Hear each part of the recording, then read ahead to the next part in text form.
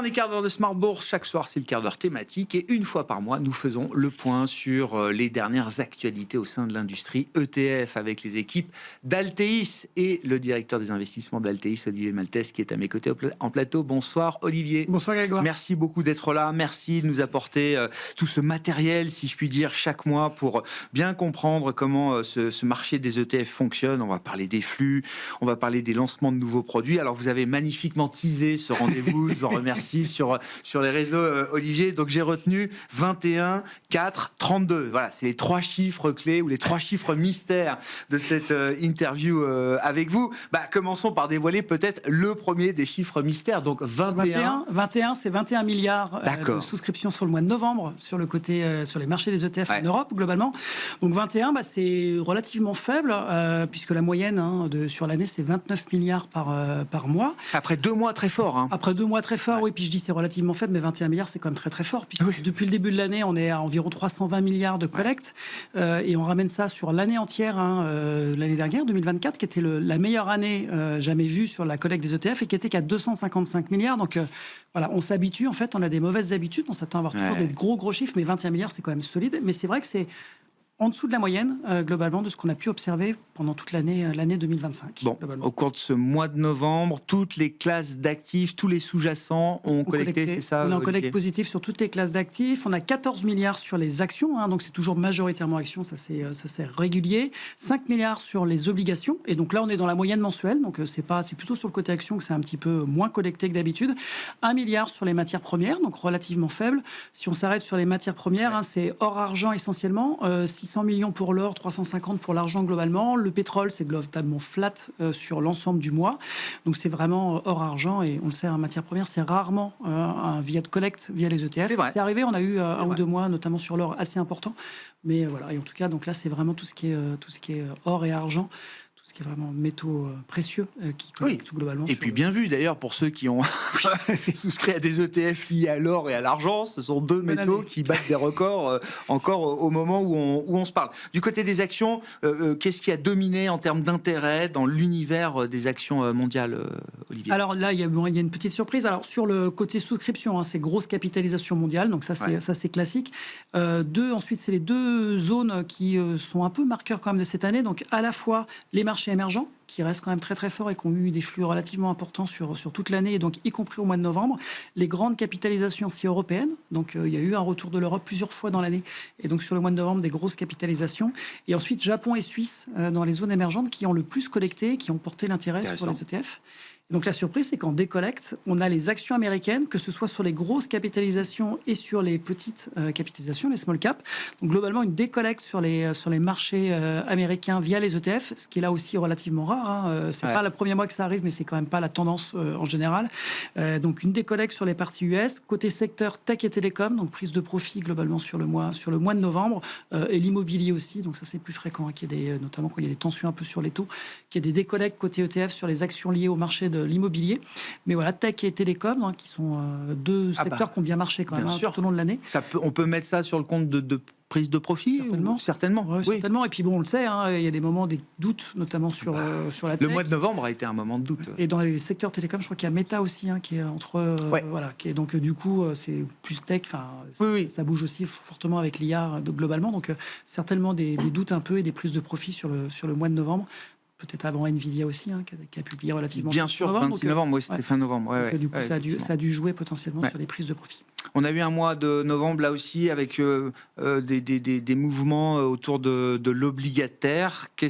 Comment est-ce que ça a pu se traduire en termes de flux sur cette classe d'actifs, Olivier? On a alors globalement des souscriptions sur le souverain, alors sur l'US très très court, donc vraiment du très court terme qui est recherché sur le segment américain, du souverain aussi européen globalement recherché, l'investment grade aussi européen, un retour des ETF à échéance fixe, donc ça laisse plutôt penser que certains investisseurs pensent que les taux auront plutôt tendance à baisser et qu'on est plutôt sur un point un petit peu haut. Dans les décollectes, alors beaucoup sur le GBP, au mois de novembre, il y a eu le moment aussi où il y a eu la publication du budget. On n'est pas les seuls à avoir des questions sur le budget globalement. Donc du coup, le souverain à la fois en GBP directement et puis mondial couvert en GBP. Donc on voit certainement des flux aussi de sortie et de protection un peu côté marché britannique britannique et couverture en souverain. L'émergent en devise locale aussi a déconnecté globalement. Et le high yield du US aussi a déconnecté en termes de flux, ce qu'on a pu voir sur les taux. Bon.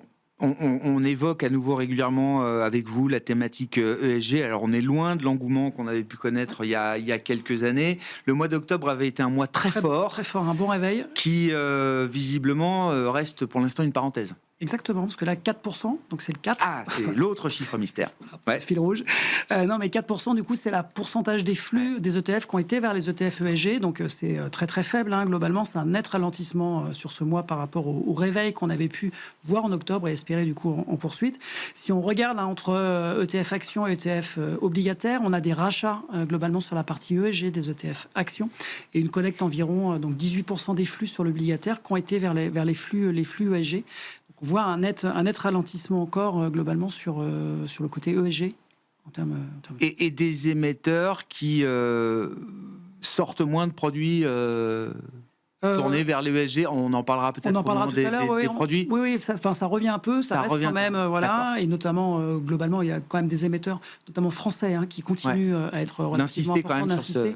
Je pense à Amundi ou BNP, qui continuent vraiment d'alimenter cette possibilité. Et en termes quand on regarde les émissions d'émetteurs, Amundi, sur le côté spécifiquement ESG, Amundi est premier pour la deuxième mois consécutif sur cette collecte et troisième depuis le début de l'année.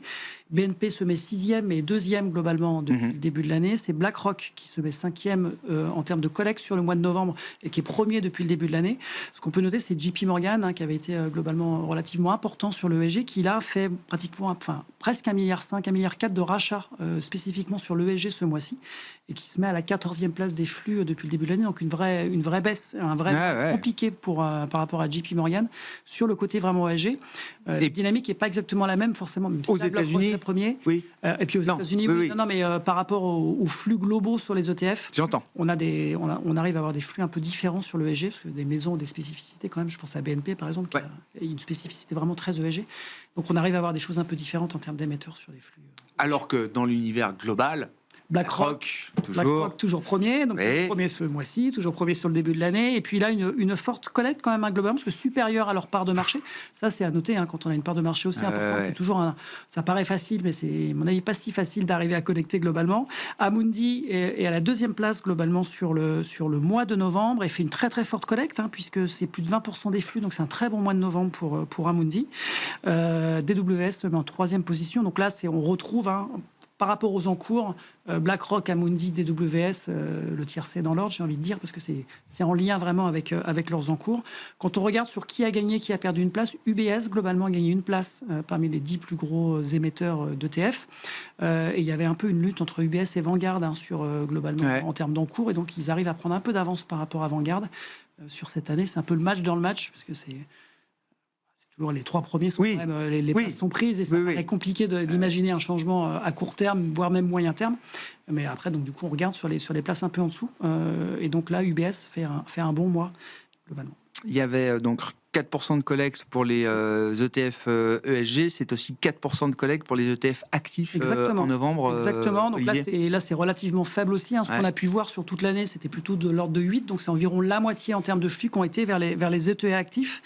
On a alors très petit sur les ETF actifs côté action, environ uniquement 1% des flux qui ont été vers l'actif. Plus important sur l'obligataire, 10%. C'est ce qu'on voit souvent. C'est un peu comme sur l'ESG, on voit souvent plus de flux sur l'obligataire ESG que sur les actions ESG. C'est pareil sur le côté actif.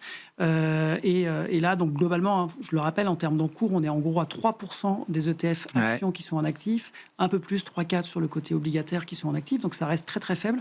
On avait, depuis l'année dernière, plutôt 8% en moyenne en termes de flux qui vont vers les ETF actifs. Là, on est en dessous du 8%. Donc c'est pas une croissance fulgurante non plus. Non, il y a eu... là, on revient sur des niveaux qu'on avait il y a 2 ans environ. C'était environ les flux sur l'actif. C'était un peu plus important, mais sur le mois d'avant, c'était un peu plus... Et puis l'autre chiffre mystère qu'on dévoile désormais, c'est 32. 32, c'est le nombre de produits ETF qui ont été lancés là au cours du mois de novembre. En Europe, sur le mois de novembre, donc c'est beaucoup intense. C'est un mois intense, exactement, avec 15 sur le côté action, aux obligataires, 4 sur le côté allocation. Vous savez, c'est les ETF qui packagent à la fois des expositions actions, obligations qui vont soit être actifs et qui vont pouvoir bouger, soit qui vont être fixes, mais qui permettent aussi de s'exposer de manière encore plus diversifiée en étant à la fois sur plusieurs classes d'actifs, un sur les matières premières et un aussi sur le cash. Ouais. Et donc on en a 5 ESG quand même globalement, donc toujours des émissions, surtout aussi sur le côté obligataire, et 4 ETF actifs globalement parmi ces 32. Donc un mois très intense. Quels sont ceux qui ont retenu votre attention là, Olivier? Ce que j'ai trouvé intéressant, c'est qu'on a toujours eu des dynamiques quand même, des thématiques sur l'année qui peuvent aussi un peu résumer l'année. Donc on a Amundi qui a lancé un ETF sur la souveraineté européenne. Et donc c'est là l'idée, c'est d'être investi de manière équipondérée sur 10 thèmes vraiment liés à la souveraineté en Europe, sur les entreprises du coup qui travaillent sur la souveraineté européenne. Donc on va évidemment retrouver de la défense, l'énergie, l'infrastructure, la santé, enfin plein du coup, quelque chose de très diversifié quand même. Très diversifié sur 10 secteurs, mais vraiment avec cette idée d'essayer d'avoir cette idée de souveraineté européenne et de favoriser ce développement. On a toujours la défense aussi, donc on a eu 2 nouveaux ETF par rapport à DK et ANETF qui ont sorti 2 ETF sur la thématique défense, qu'on peut relier aussi à la souveraineté, même si la souveraineté c'est plus large que juste la défense. On voit un retour aussi des thèses un peu de qualité et de dividendes. Donc on a 3 ETF sur les dividendes, soit aristocratiques, soit les entreprises de haute qualité qui payent des dividendes. Donc on sent cette idée aussi d'arriver à élargir la gamme pour permettre, si jamais le marché était un peu plus tendu, d'arriver à... La qualité a beaucoup souffert en Europe. Exactement, ouais. Donc du coup on voit qu'il y a des positionnements un petit peu comme ça. Et puis on a 2 Odo par exemple, qui a émis 2 ETF actifs. Donc, Odo qui a lancé son offre ETF là au cours du mois de novembre. Exactement. Et donc 2 actions sur le monde et sur les États-Unis globalement, et donc avec des ETF actifs sur le côté action. Bon, en termes de stratégie d'investissement, Olivier, comment on est positionné là pour essayer de terminer tranquillement cette année et aborder le début d'année 2026? On avait remis progressivement du risque. On a passé une bonne partie de l'année plutôt défensif en se disant que le rebond avait été un peu trop important. On était revenu plutôt à la neutralité sur le mois d'octobre et remis du risque sur le mois de novembre en jouant justement, en estimant que la Fed allait baisser ses taux et donc la liquidité allait aussi aider. Donc on est plutôt surpondéré, donc sur un profil 50-50, on est plutôt à 55% en action pour accompagner ce mouvement. On va rester comme ça à la fin de l'année pour aborder cette année. On est plutôt constructif sur au moins la première partie de l'année. On pense que déjà ça va être une année d'élection, donc en général ça aide puisqu'on a tendance à vouloir aider le marché globalement et puis avoir des gestes vis-à-vis des consommateurs qui devraient soutenir la croissance. Et puis c'est une année aussi où la Fed devrait continuer à baisser ses taux et il va y avoir le changement évidemment et peut-être la perte d'indépendance, mais en tout cas certainement un nouveau président qui va aller un peu plus vers la baisse des taux aussi, ce qui en tout cas court et moyen terme devrait plutôt être bon pour les marchés actions. Donc on voit pas vraiment de raison de s'inquiéter. Donc on se positionne pour la poursuite d'un rallye. Alors, je ne sais pas si on est en plein rallye ou en tout cas, mais une poursuite de mouvements plutôt favorables. Et même pour un début d'année, avec on pense plutôt un début d'année plutôt constructif. On ne voit pas vraiment de signaux d'inquiétude, y compris sur la tech. Évidemment, il y aura de la volatilité, mais on pense qu'il y a du potentiel, il y a de l'intérêt et que ça va continuer normalement à porter. Donc on sera évidemment vigilant et on saura être actif, mais pour l'instant, c'est tout ce qu'on peut se souhaiter. Exactement. Merci beaucoup, Olivier. Olivier Maltès, Altéis, avec nous dans ce dernier quart d'heure de Smart Bourse.